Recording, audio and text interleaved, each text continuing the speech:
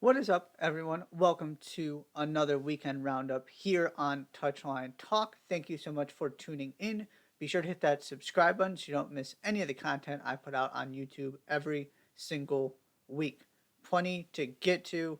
Obviously, historic win for Liverpool against Manchester United, MLS Week 2. But before I get into all of that, I want to start with Arsenal and that comeback.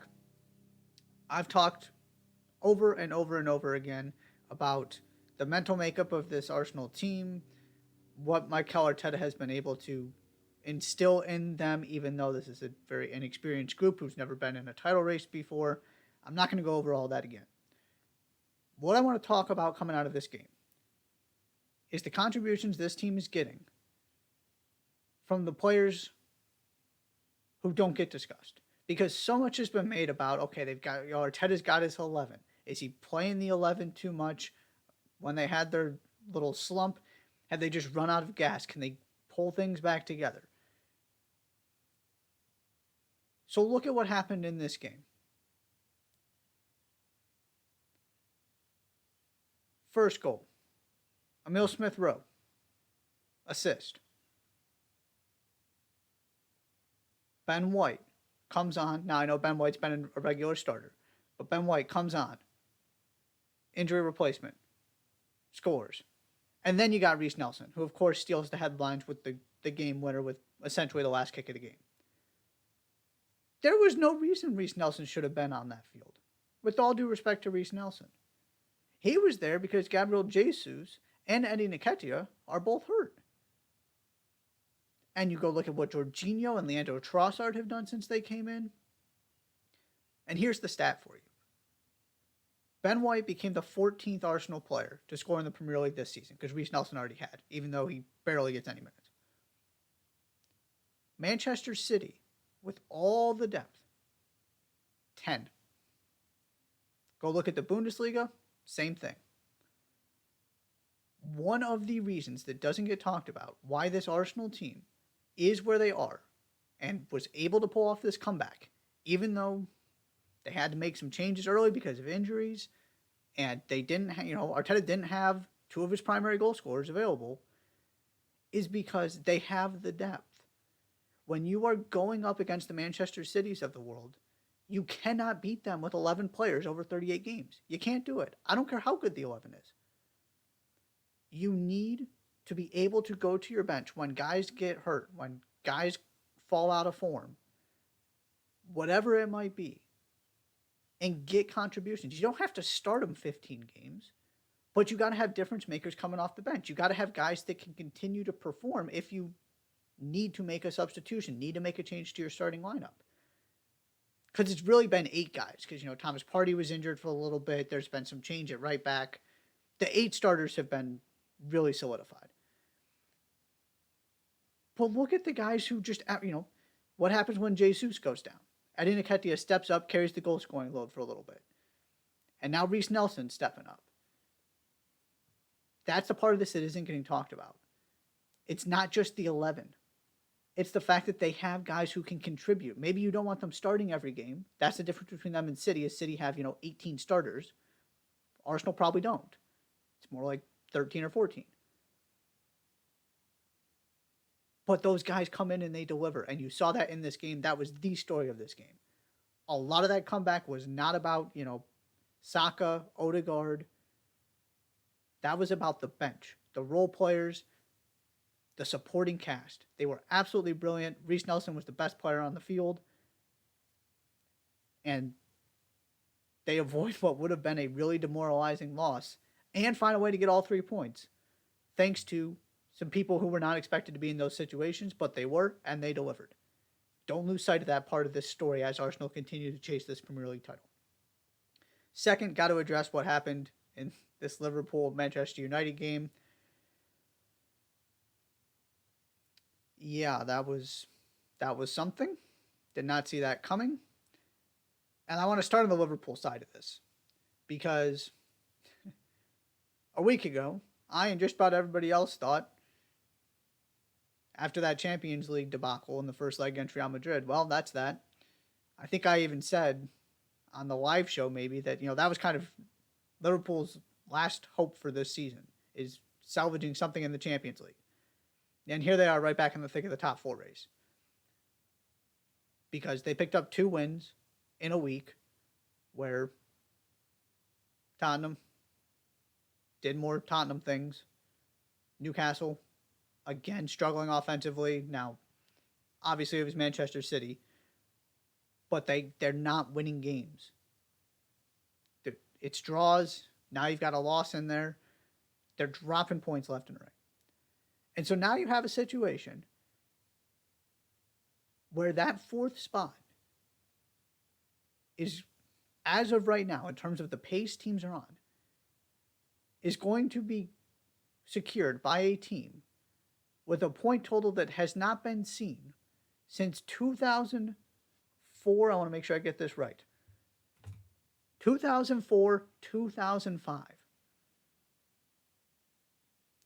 Every year since then, it's been at least 66 points. Right now, the pace is between 65 and 66. And I believe it is 10 out of the 17 years in between that 2004-2005 season and now. The 4th place team finished with at least 70 points. Maybe somebody gets to 70. But right now, it's looking like 65 or 66. That's why Liverpool are still in this. We don't need to go completely change the narrative because they beat Wolves and they thrashed Manchester United. Liverpool have been bad. The flaws are still there. It's not like they've been spectacular. I mean, there's certainly been some improvement recently. But it's not like they came back with a convincing win after that Real Madrid game. They had the Crystal Palace situation. But here they are, because this door has just been blown wide open for them because nobody seems to want this spot. And, well, I've been wrong about Liverpool most of this season just because they seem to be very hard to get a grasp on what's going on there. I have been consistent in my stubbornness to not ever rule out the possibility of a Jurgen Klopp team. This is just what they do. It's what he's instilled in them. It's who they are. It's who he is.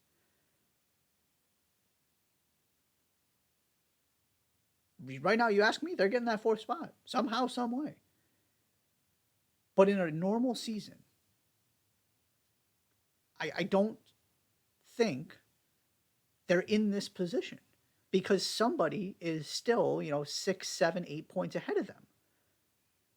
You don't get the amount of poor performances and drop points Liverpool have had and the ability to still be right in the thick of this top 4 race, usually.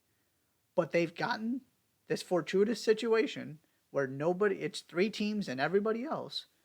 And, Newcastle have fallen off a cliff. Spurs have been up and down. And I think even Spurs fans would tell you they haven't been all that thrilled with this season, even though here they are still doing fine in the Champions League, 4th place, all that.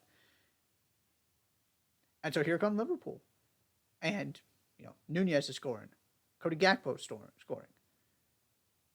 I will continue to say that front line. I know this team has its flaws.